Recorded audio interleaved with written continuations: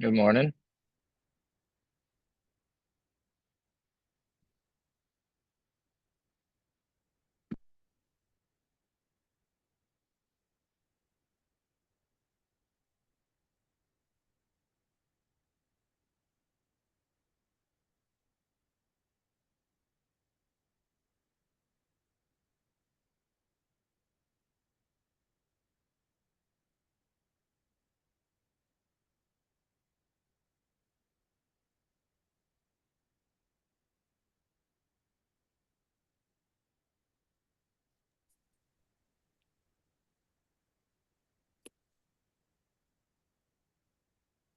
Good.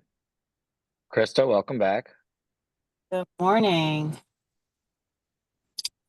I'm Got any on my jet way. lag? Yeah. Well, I forced myself out of bed to the gym this morning, There you so go. a little bit, but I'm trying to fight it. Yeah, we had a time well, I guess it was prior to last week, but obviously you guys saw that email go out with the 3 hour time difference. It was an aha moment for all of us. Beth and myself were laughing about it, but I don't know why we didn't catch that sooner. But did they announce where it's going to be in 2026 yet? Did they tell you when you were there? Atlanta. That's what I thought I heard. Okay, cool. That'll be good. Yeah. And I decided tomorrow at the meeting, I'm going to tell everybody, I don't care if you can't afford a plane ticket. I'm going to put you in my RV and I will drive you down. Well, especially with it being in Atlanta, that's something that I mentioned to Beth too, is when it's that close, we have to take advantage of it because obviously you can see Vegas is a little bit more difficult to get to, but with Atlanta, I mean, between the Delta hub, direct flights there, and or just a drive, there's no reason we can't have a strong showing there. So that'll be good. It'll be a lot cheaper to stay and eat all of the Yeah. stuff too there. Mm. Yeah, exactly. So all right. Per usual, I'm going to give it a few minutes to let people log on.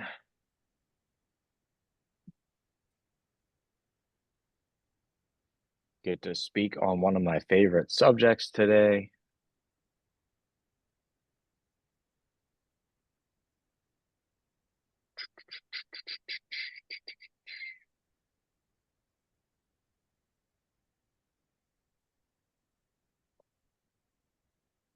Good morning. Dun, Good dun, dun, morning, dun, dun, Renee. dun, dun, dun, dun, dun, dun, dun. I put a headset on so I could talk. I don't know what's wrong with the computer. I've gone to those tech people like 3 times and they can't get the audio to work. I think I did something when I had this down in my office and it was connected to the Echo device, but they said it's some kind of a hardware problem. So I got to get my other computer set up in the office.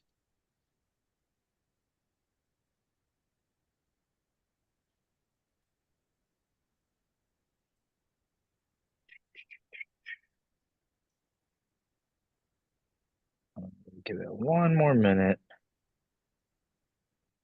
Um, while you guys are here, so tomorrow's going to be the first ALC meeting conjunction with PC coaching that we have. So just as a reminder, and I'm going to send out an email today reminding everybody again. We will be downstairs tomorrow morning. So if you're able to make group coaching tomorrow, we'll be in the training room next to the kitchen. We have a special guest that's going to join us for some live prospecting. So if you can be there, please do. As a reminder, 9 to 9:30, we will essentially practice what we're going to say or give some ideas similar to what we did last week at the end of the coaching session. But basically, we will go over some ideas of what we can be saying. I don't want to use the word scripts, but we'll use some dialogue practice. And then from 9:30 to 10:30, you'll have an hour already built into your schedule where you'll be able to do calls. We may do that for the entirety of the month of March, depending on how it goes tomorrow and what the feedback is. I'm a little apprehensive or cautious based on with Ignite starting. I want as many people to be in Ignite as possible. And I know that Monday, Wednesday, Thursday is already a lot to be in the training room. And so I don't necessarily want to add a group coaching in there too. And you be in the training room for 3 hours a day, Monday through Thursday, seems a little counterproductive. And I know that can get boring or just too much information at the same time. So I'll let you guys know by next week, but I may pause group coaching for the month of March. And then I'd be more available for one-on-ones if we need it for that time. But I want as many people in Ignite as possible, which starts on Monday. Next Monday? Yes, 3/3. Okay, and is it in the morning? Yes, it's 10 to Okay. 1. Okay, thank you. Monday, Wednesday, Thursday is 10 to 1. It's basically for the month of March. There's going to be an Ignite After Dark as well. I have not received the hours or the details on that yet, but that'll be on Zoom at night, which will be especially important for you dual career people. But also, if you miss a session, let's say you can't get there on Thursdays or something like that, you would have that ability to watch it because it should start at the exact same time. So it should be following pretty much right along session wise. I also have all of the Ignite material because I've taught it, I don't know how many times. And so if you ever need a session or want to catch up on something because you miss it and you can't make Ignite After Dark, I know with kids, etc., sometimes that's difficult too. Just let me know and we can chat slides. So, all right, let's get started. So today, as you can see on the screen, we're talking about the MREA, specifically models 1 and 2. Now, if you were here in the fall and you had the opportunity to attend the business planning clinic, you would, or if you've read the MREA, there are 4 basic models when it comes to building a millionaire real estate agent business. We're going to talk about the first 2 today, mainly because models 3 and 4 do not come into play until you think about start growing a team. The budget model, which is model 3, sort of comes into play. I mean, obviously we want to have a budget, but the main concept there is lead with revenue. So don't spend money you don't have. And if you can nail models 1 and 2, models 3 and 4 will build themselves off of it. So we're going to talk about that today and in detail. Now, as you know, I like to start with a quote. This was one that was said last week during family reunion. It's said pretty much every time Gary Keller steps on stage, he will say something similar to it. And this is also taken right out of the book. The market doesn't dictate whether or not we will succeed. It only dictates how we're going to succeed. There's a reason why he wrote the Shift book regarding when markets are shifting, what to do then. It really dictates what we're going to do or how we're going to do it, not whether or not we will succeed. I like to use myself as a prime example, not to toot my own horn or anything, but I have already sold half of what I sold last year in a month this year. And it's arguably still a down market, but it's because I ramped up activities and I didn't stop once Bold finished. At the end today, you will get a copy of the link. I made a copy of that weekly Bold tracker, so all of you can have one. So I'll talk about that when we get there, but that is what's really allowed me to ramp up activities and make sure I'm hitting my conversation goals every week, along with appointment goals and database ads. So let's talk the economic model.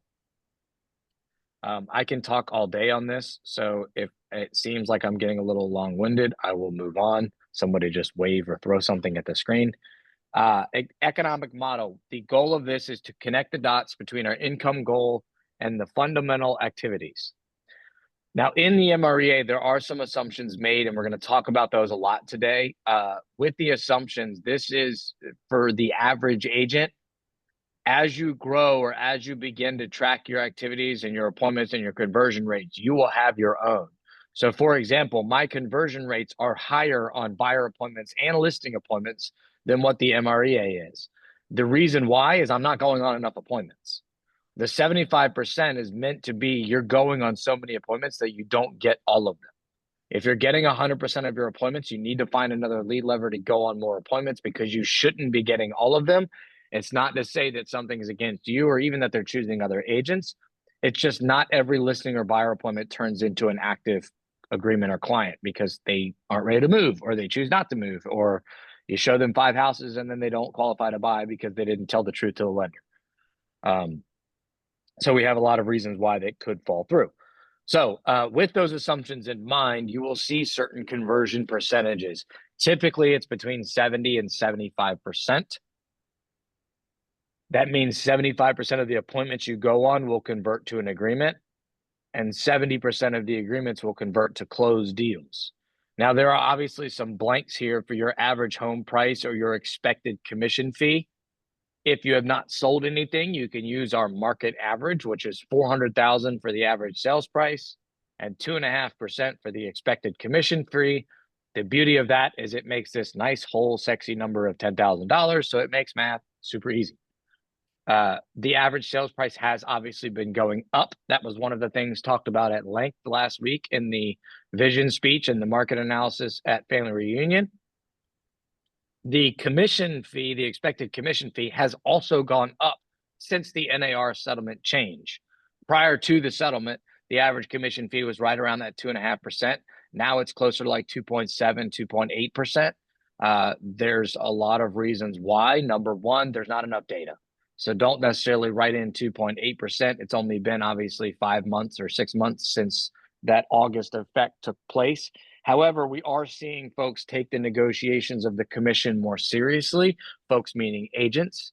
And so there is some room there where you can push that commission fee up.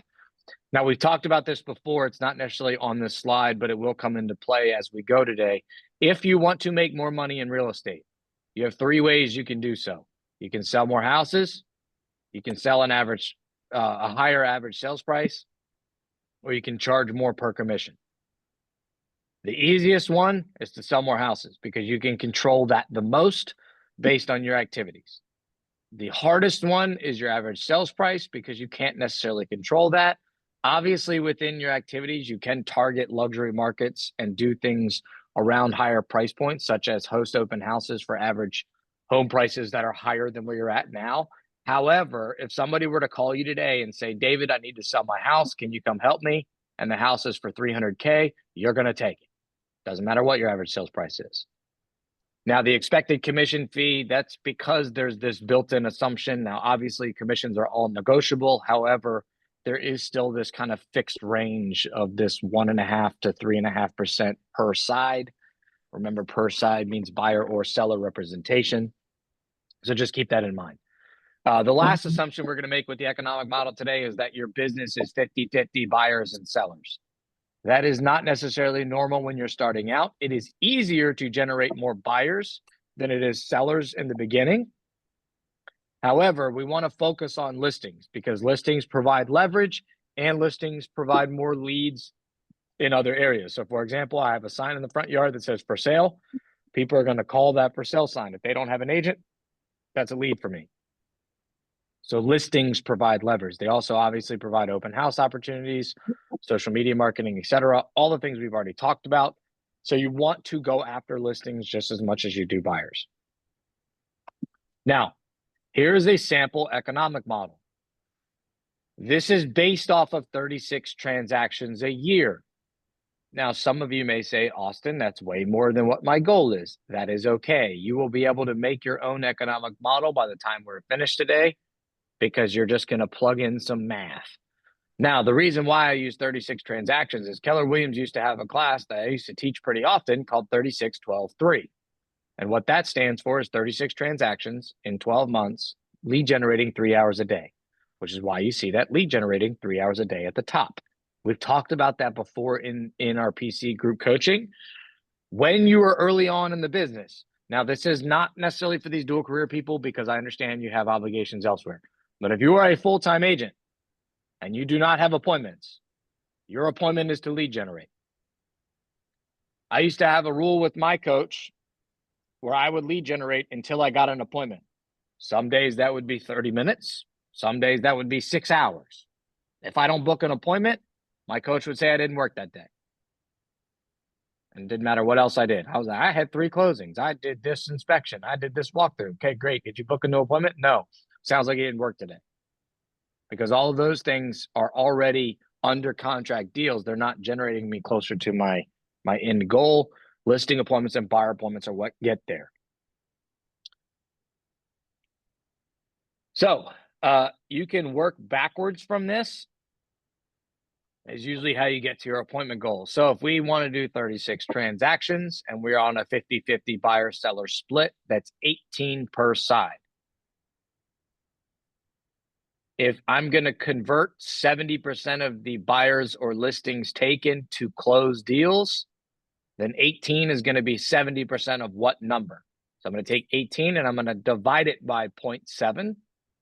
And that's going to tell me how many listings I need to take per year.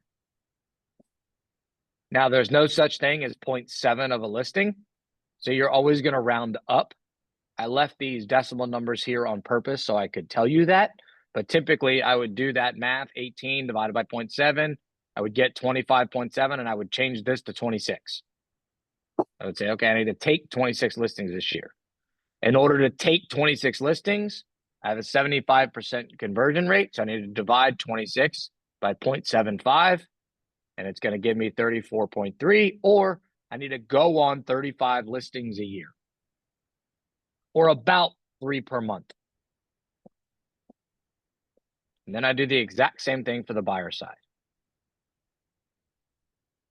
Any questions on that? Now, one of the things I mentioned at the start is your conversion rates may be higher or lower than this. You can change this. These are the conversions that are used out of the book or out of the MREA. Early on, your conversion rate may be lower for sellers or lower for buyers and higher in other areas. You can change these as the year goes on. I like to be conservative because if I can base everything on 70 or 75 conversion rates, and then I end up getting 80, 85, that just means I'm going to sell more property, which is perfect.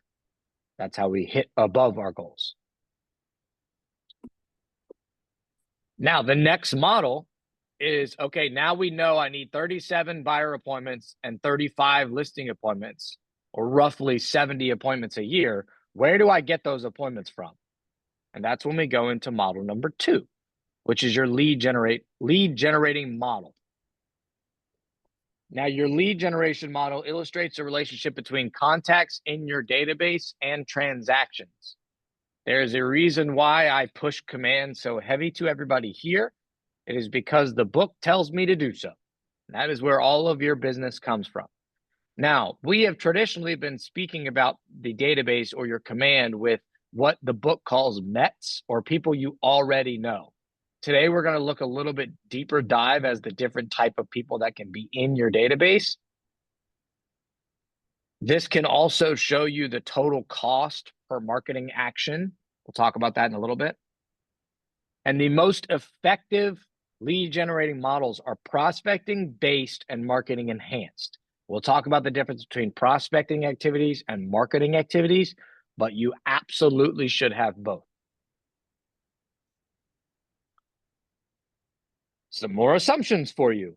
We're assuming that 75% of your business is going to come from people that you've already met. You already know them and you already have some type of relationship with them. This does not mean they are A pluses in your database. This just means you've already connected with them in some capacity. Even if you met them at an open house and talked to them and then you followed up with them and they gave you permission to put them in the database, that's a met. If you interact with somebody on the street and they gave you permission to put them in the database, that's still a met. Your haven't mets, we'll talk about those in more detail, but that's people you obviously have not met yet or you haven't had a connection with, even if you've been following up with them or trying to get in touch with them.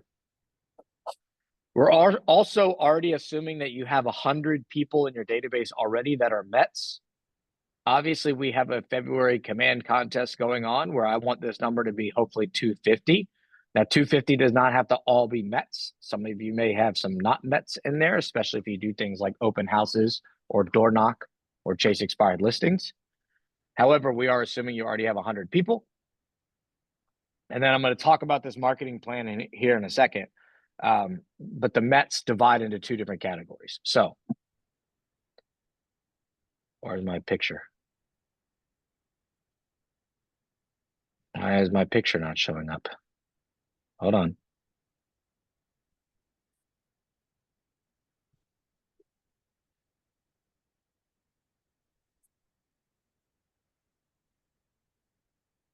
There we go. All right. So there are people in your database that fall into these categories. This is from the original MREA book. It has shifted a little bit, and I'll talk about where it has shifted in a minute. However, you focus on the bullseye or on the smallest group first. Your allied resources, another way of thinking about that is your VIP group or your A/A pluses in your database. If you remember back to the other database training that we have done, your allied resources are the ones that are on your 36 touch. This says 33. That's what the book used to say. Now it's 36, in large part due to our friends in technology that can automate some of these things. But these are people that are getting invited to your client events. You're doing pop buys, you're calling them quarterly, you're wishing them happy birthday, all of the things we've already talked about. The goal is to get as much of your database on that 36 touch as possible. Before I keep going, Lynn Ann, what you got? These charts that are on here, we don't need to take screenshots of them if we have the book, right? Correct. They are in the Okay. book. I should have memorized the page number to tell you. You It's can okay. also, Yeah, you can also Google MREA lead gen model, and this will pop up. If you Google MREA economic model, you'll get one of those too. And I'll try to send some blank ones in the email later, so that way you guys have them. That's a good question. So our goal, like we were just saying, is to get, this is why the arrows are pointed inward. Our goal is to move people to the center of this circle. Now, outside the allied resources is what we call the MET group. These are people that are not on the 36 touch program yet, or at a minimum, they're not on the full program. So maybe they're getting your monthly newsletter, but that's it, because you don't know their birthday, or they're not a high enough caliber client to get the pop buys or invited to the client events. These are your Bs or your Cs.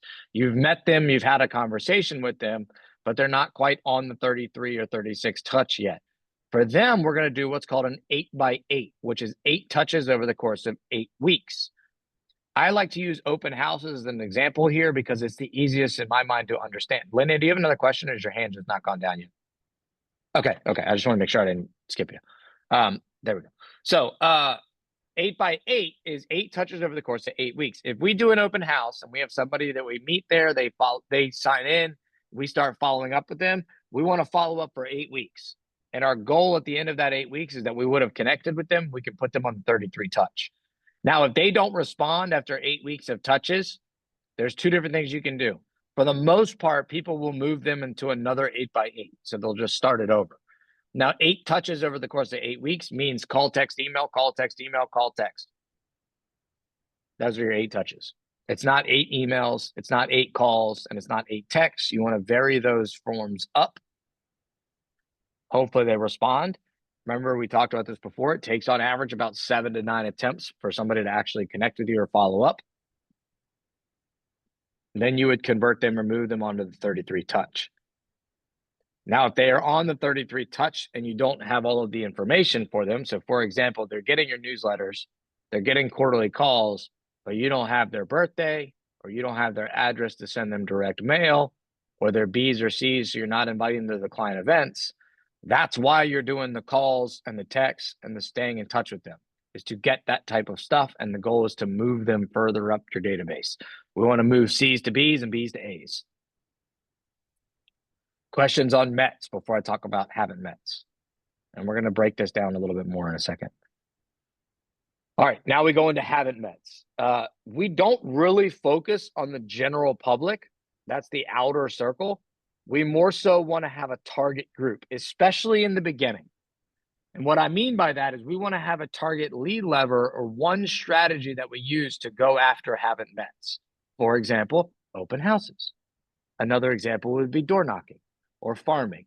Now, if I tell one of you to door knock, I don't mean just go door knock every house that has a door. You're going to pick a specific area, whether it's a farm or around an open house or circle prospecting. That door knocking strategy is going after the same target group. And then you door knock multiple times. You don't just do it once. You follow up with them. If you connect with somebody, meaning they open the door, they take a card, you get their information, you add them to the database, they're in a MET group now. If you door knock and you just talk to them and you don't get any information, they're still a haven't MET. Even though you've met them, you haven't connected with them or had that conversation yet. Now, a haven't MET target group is going to get 12 direct touches. The easiest way I describe this is with farming. I know we haven't talked about or coached or done farming yet because it's expensive. But when it says 12 direct, that is a direct touch or a think direct mail once a month for 12 months. So the reason why we don't coach to farming is because you have to commit to farming for a year before you're allowed to say it doesn't work. And if you're going to be mailing something every single month for 12 months straight, and it's about $1 per home, and it's a minimum of 500 homes for a farm to be successful, it costs about $6,000, which a lot of us don't have laying around right now. So we focus on the other two areas, which is also why I say focus on open houses first to grow your database. Now we're going to talk about some other haven't met strategies here in a second.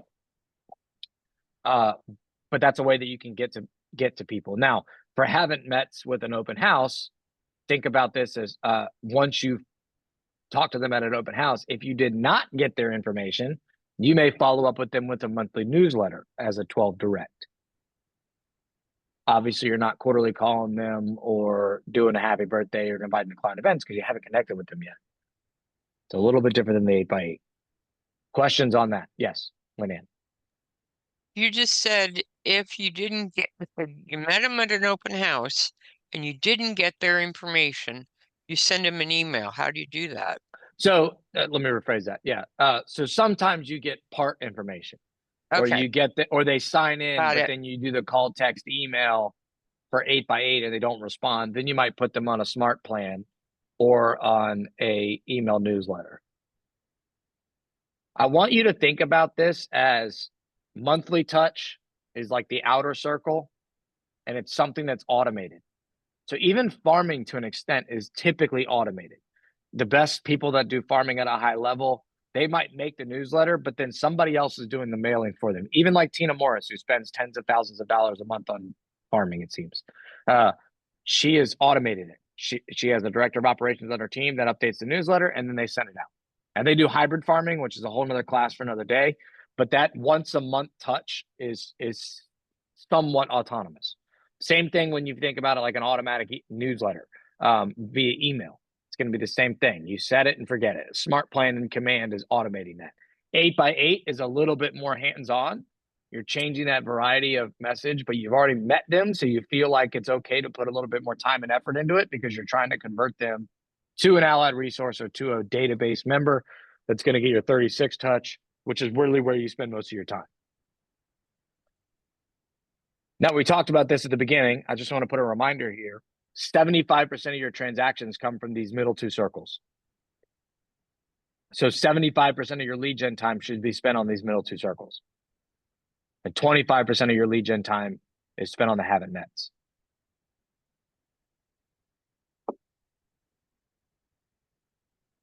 Here's another diagram, which is actually from the same kind of section in the book, but it gives you a little bit different breakdown. Now it's a little confusing, so I'm going to walk everybody through it. We have a line down the middle to distinguish between mets and haven't mets. We just talked about haven't mets. They're going to be a geographic or a demographic list created. So you're targeting a certain group like we just talked about. Even if you're doing multiple open houses and building a haven't met list that way, technically when you meet them, they move into the contact made category.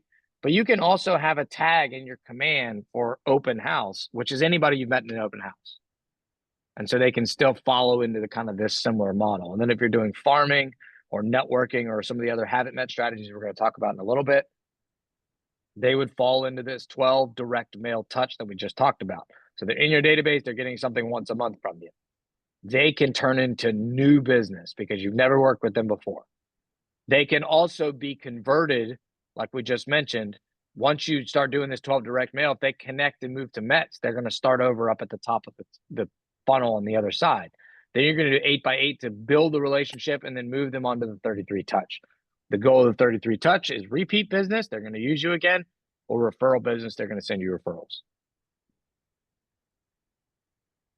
Questions, thoughts, comments, concerns? Cool. All right. Let's talk ratios. This is the most important piece of the economic model and lead gen model. Your mets This is why we spend 75% of our attention on this. Your Mets convert at a higher level. For every 12 conversations with Mets, you should expect 2 pieces of business.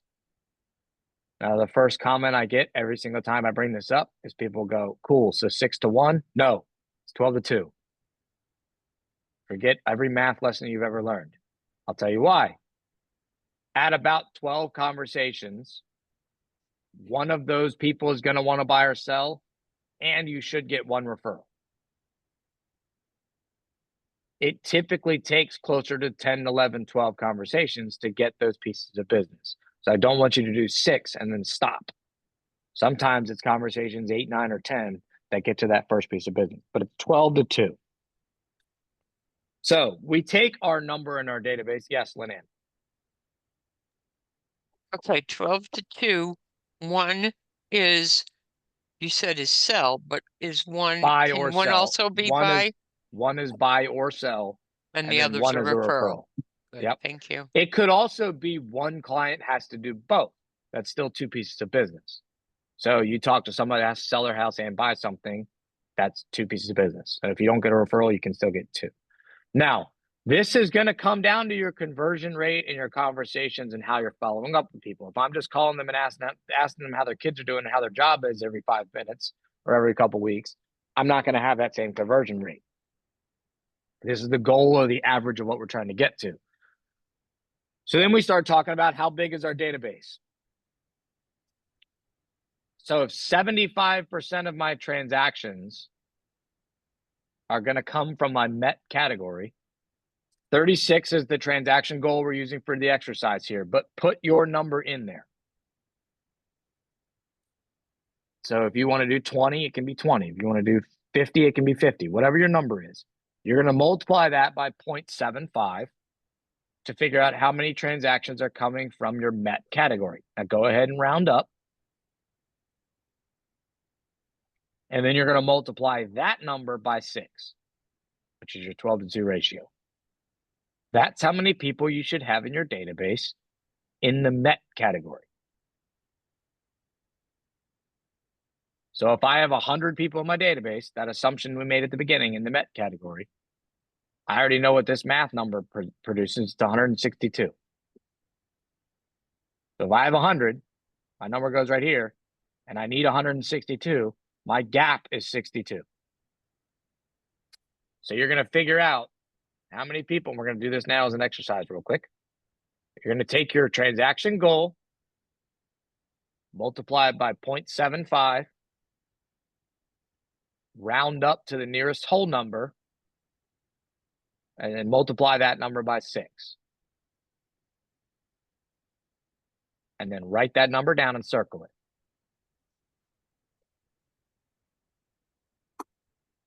That's how many people you should have in your database. Can you say the steps again, please? Yep, I'll say it. Yep, I'll say it one more time. So take your transaction goal for the year, multiply that by 0.75, round that number up to the nearest whole number of 24.3. Go ahead and round it up. You don't have to do the 24.3 goes to 24. You always round it up.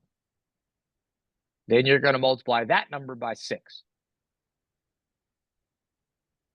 And circle that number. That's how many contacts you should have in your database in the Met category. Now, hopefully you guys already know, but if you don't know, you can look up when we're done. But you're going to also look up how many people you currently have in your command. You're going to write that number down. And then you're going to write down gap equals the difference between those two numbers. And then you're going to take that number, your gap, and divide it by 12. And that's how many people per month you need to be adding to your database in order to hit your goal. If you want to get there sooner, divide it by a smaller number than 12. So for example, if I want to get there in 6 months, divide it by 6. Yes, Lynn. Are we still in the Met column? Yes, we're still in the Met column. We haven't gotten to not Met yet.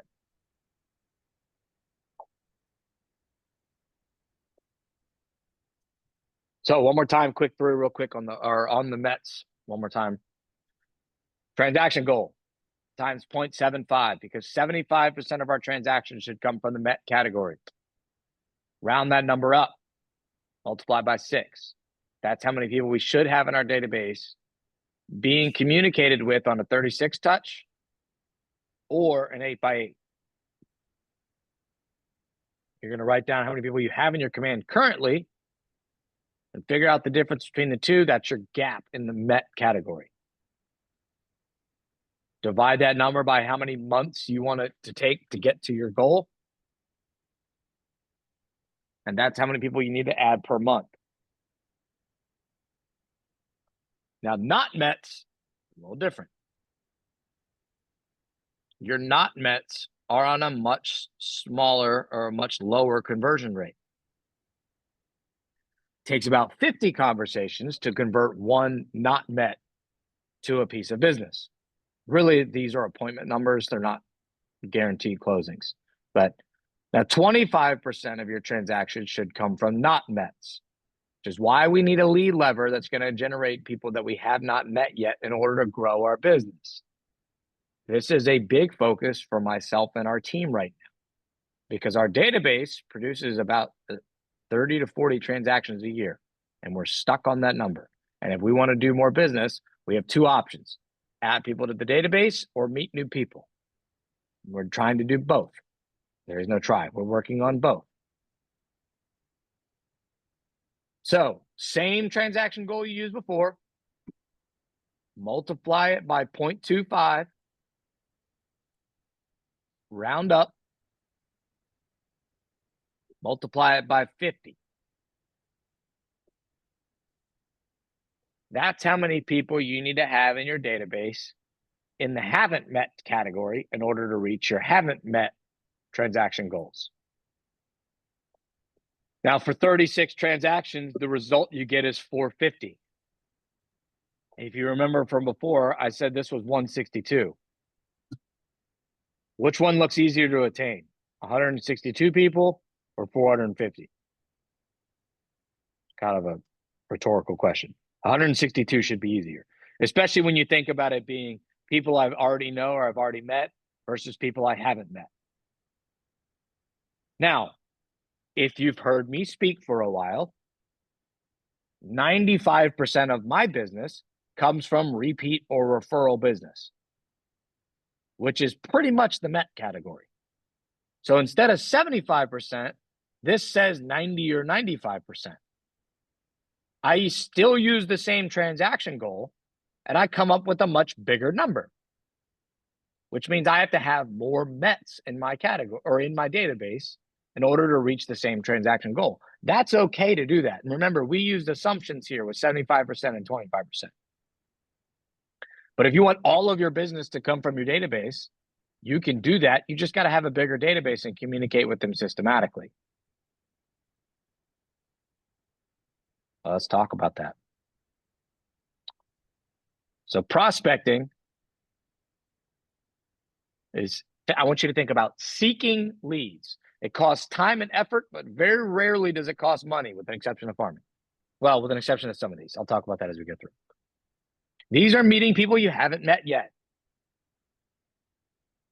Now, a myth with prospecting is that it's cold calling. It's not. It's not necessarily cold calling. Notice number one on here is open houses.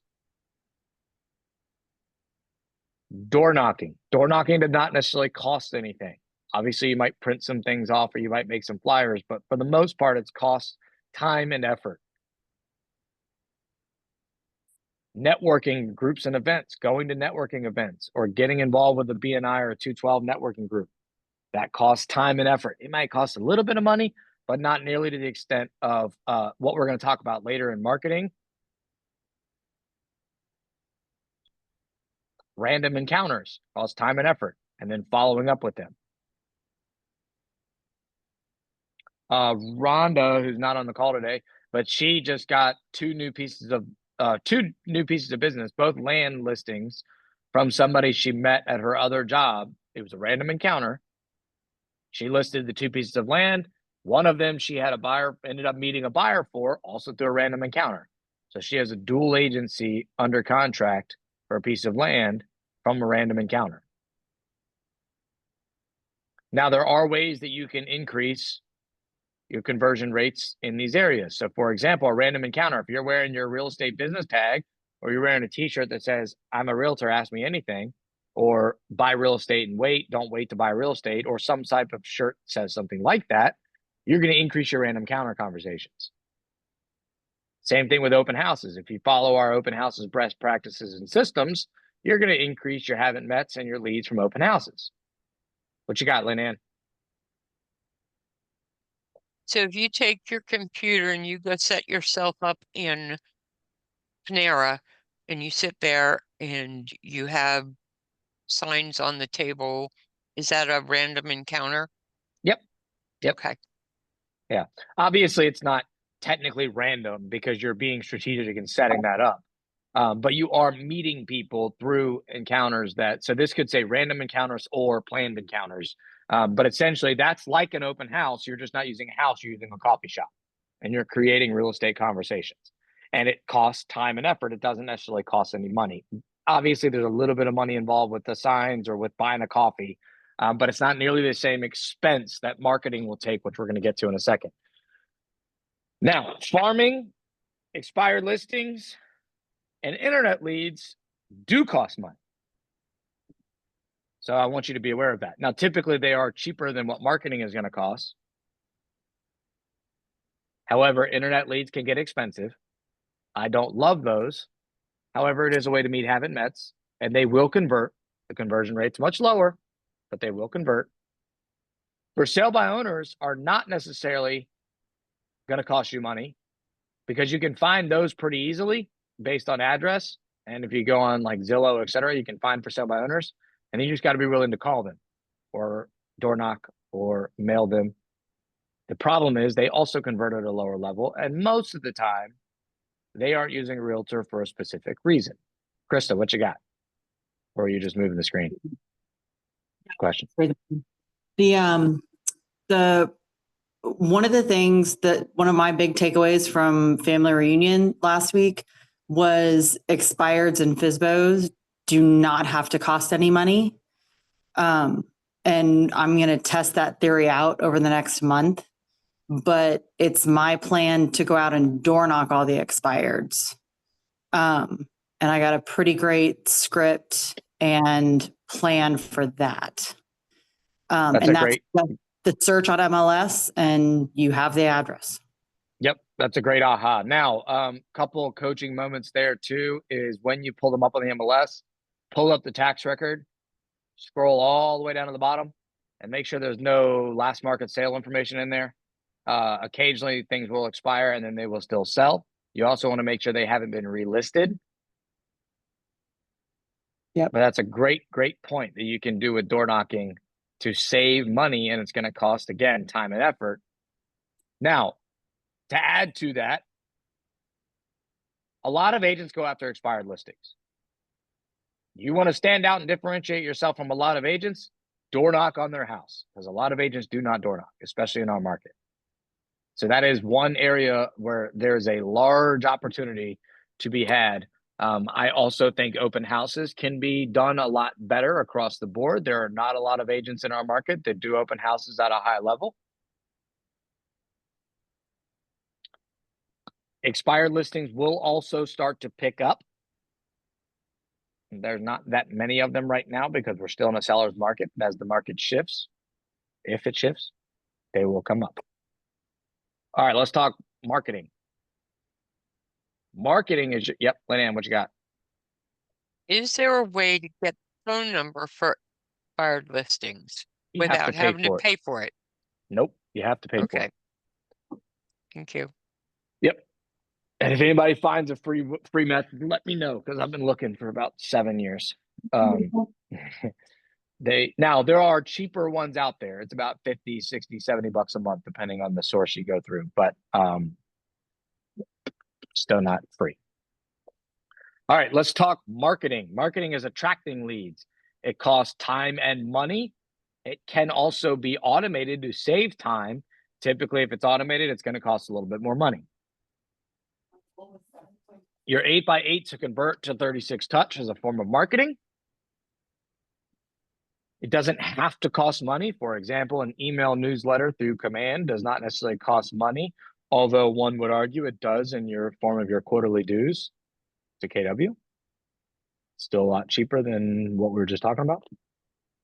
Social media marketing doesn't necessarily have to cost money, but it can. You can pay for social media ads to market. Video, such as on YouTube or creating video, if you want to make it look good, it will cost money, whether you use an online editor, a overseas editor, or a videographer. Those will cost money. Dealing with that currently. Client events, they cost money. You can use sponsorship to cut down on that cost, but it will cost time and money. Now, most of this will have a better return on your investment than the other side because it's your met category, not your haven't met category. So yes, client events cost money. However, they get you in front of your most important people because you're inviting your allied resources, your A's and your A pluses. And those are the ones that are likely to repeat business or refer you business anyways. That's why we focus on it. Pop buys, gifts, note cards, giveaways, all of these cost a little bit of money. They cost kind of a lot of time, especially if you're driving around doing the pop buys. But again, higher return on investment. So this is kind of your bread-winning slide, if you will. And then lastly would be referrals from, I put ×2, that's referrals from past clients or your sphere of influence, and referrals from agents. Now, if you go to things like Family Reunion, you have the opportunity to network with a lot more Keller Williams agents, which can build an agent referral database. That costs a little bit more money than adding them on LinkedIn and then reaching out to them, which is more of a form of prospecting. So there's two different ways you can do this. I haven't met those agents yet, but I'm building an agent referral network out. Once I connect with them, they move into a met follow-up plan. Questions on the marketing side of things. We've talked a lot more about this in the database training, so I'm not spending too much time there. But I want you to think about like these type of touches go to people you've already networked with. These type of touches are people that you haven't met. It's a way where you're trying to add people in. Now, let's talk about lead levers. We've talked about this before. Every single one of you should have the first two. You really only need two. Eventually, you'll get to a point where you need a third. If you do not have enough people in your database, whether it's met or haven't met, you will need a third. Or you can do a lot more open houses. We talked about open houses a lot last week. I understand there's some limiting factors there that are out of our control, such as not enough open houses available as a market center. So you're probably going to need to add a third strategy in. And number one is your database. Remember, 75% of our transactions come from your METs. We're doing that marketing to our METs. That's where most of our time, energy, and effort should be spent. However, we also have to have a haven't met category or a strategy that adds both. So for example, open houses adds both because you meet people that you haven't met yet, and then you add them into your database and you convert them to METs.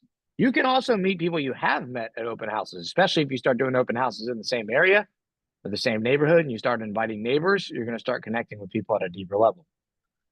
And then number 3 would be a lead lever. That's another way for you to add to your database. I wrote farming/door knocking or expired/FSBOs like we just talked about.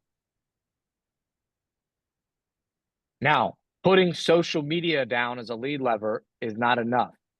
If you're going to use social media as a lead lever, you have to have a very specific strategy on how social media is going to generate business. It can't just be, I'm going to post on social media every day.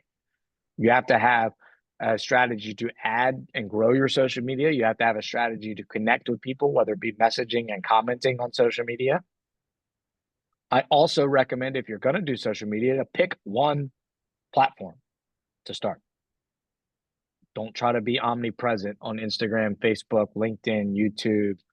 I guess we can't say TikTok anymore, X or Twitter. You want to pick one and nail that one. Then once you have that strategy, you can add it to another platform. And then lastly, let's talk about what our 3 hours per day should look like. Reminder, we're prospecting based, marketing enhanced. The more of your marketing that you can set up to be automatic, the better your time is going to be spent, because you can spend more of those 3 hours chasing new people or trying to seek new business. I like to set up the days of the week based on Monday, Wednesday, Friday is touching the database, and Tuesday, Thursday is touching haven't met strategies. If you need more people in your database, another way of thinking about this is if you have exhausted all of your MET category, meaning I've done the phone exercise, I've done the brain teaser where I go through my doctor and my attorney and my tax person and all these things that I can possibly think of to add everybody that I already know into my database, and it's still not enough, you're going to swap these two plans. Monday, Wednesday, Friday is going to be going after haven't mets, and Tuesday, Thursday is going to be following up with your database. And then what I just mentioned, I want you to focus on going deeper in 1 to 2 lead levers rather than trying to get to 3 or 4. So kind of what we were just talking about. I want you to focus on the database, really nail that, really make sure you're following up with your database more. Do open houses. It doesn't have to be a weekend. It can be a weekday open house as well. Maybe it's networking. I didn't put networking on here, but it's on the haven't met page. Maybe it's like Lynn Ann was saying as an example, maybe it's posting up in a coffee house. Well, if Tuesday, Thursdays are my haven't met categories, and I want to use that coffee house strategy where I'm going to post up at the same coffee house and have signs that say, I'm a realtor, ask me anything. I'm going to that coffee house every Tuesday and Thursday. And I'm working from there. Questions, thoughts, comments, concerns? Cool. All right. Last bit. Now, I mentioned this previously. I'm going to send everybody a copy of this. This is the PC Bold Tracker. I went over this before, but it was mine, so I wanted to give you a blank one. Now, what this looks like is you make a tab on the bottom for the 5 weekdays that you plan to work. When I have a conversation with somebody, I put their name in. I talk about how I talked to them, where they came from. Oops, can't type. What we talked about.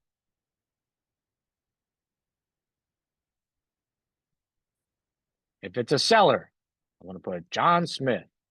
I called him. Seller lead from open house. Reason 4, follow up and set appointment. Maybe I got his email and then I set an appointment. As I go through the week, I'm going to continue to add these up, and then I'm going to come over to 2025 tab, and I'm going to say, okay, I did 65 conversations this week. I had 0 buyer appointments. I had 1 seller appointment. I got 1 listing under contract, or 1 listing agreement signed. I got nothing under contract. I had no closings, and I added 5 people to my database. You're going to do this every single week. Now, when I share this with you, I'm going to add this to the top before I forget.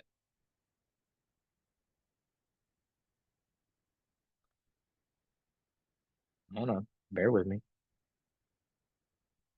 File, make a copy. Make a copy. So that way, when you're putting your numbers on here, it's not going to change every single person. Because when I share this with you, all of you are going to have access to the same template. So you're going to go file, make a copy, and then that copy is going to be the one that you can use. Now, once this week ends, preferably on like a Saturday or a Sunday, you're going to click the little plus sign and you're going to make next week's tab. I've already tentatively put several weeks on here. Then as you go, it should total the tabs up over here. This should say B. Any questions on that? Cool. All right. So the way you get access to this is you text me or you email me and you say, I want the Bold Tracker. And then I send you the link. Cool. A little bit of accountability there. I'm not just going to send it to everybody because I want you to ask for it. You may already have a tracking system that you're using for yourself and you don't want another one to complicate things. You may be anti-Google Sheets like Mike is and not want anything to do with it. Just kidding. All right, so with that, we want to be tracking our conversations every week. People added to the database, appointments set, appointments held, and agreements written. I hope this was helpful. Reminder again, tomorrow we will be downstairs in the kitchen training room. And I will update everybody on the schedule then with what's to come for March. Cool. That's it. Thank you. Thank you. Thanks.